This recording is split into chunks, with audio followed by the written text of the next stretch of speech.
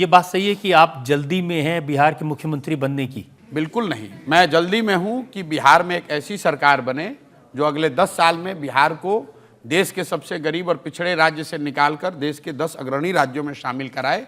मैंने ये घोषित किया हुआ है और मैं आपके कैमरे पर तिबारा रिपीट कर रहा हूं। मैंने 2 साल में गांव-गांव जाकर पैदल चल के कहा है कि इस दल का मैं ना नेता हूं ना बनूंगा। लोग कहते हैं अरे अभी तो कह रहे हैं बनेंगे यही, अब आप देखिएगा 2 अक्टूबर को दल बन रहा है। 2 तारीख के बाद भी प्रशांत किशोर गांव में पैदल ही चल रहे होंगे, क्योंकि मैंने ये संकल्प लिया हुआ है। लोग ये कह रहे हैं कि कितना भी प्रयास कर लीजिए बिहार की जनता नहीं सुधरेगी, वो जाति से नहीं निकलेगी। तो मेरा संकल्प, मेरा प्रयास जनता के साथ है कि चाहे 3 बरस पैदल चलना पड़े या 10 बरस, जब तक बिहार की जनता को समझाकर एक बेहतर व्यवस्था बनाने के लिए तैयार नहीं कर लेंगे तब तक प्रशांत किशोर पीछे नहीं हटने वाले हैं।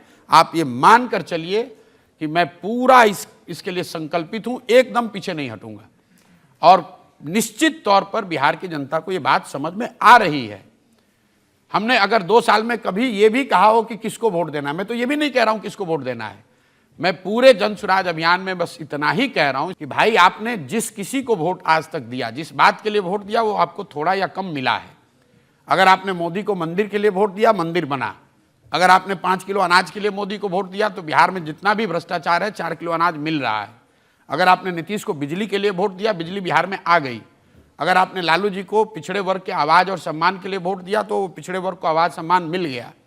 लेकिन पूरे बिहार में एक ही चीज़ है, लोगों ने अपने बच्चों के पढ़ाई और रोजगार के लिए आज तक किसी को वोट नहीं दिया है।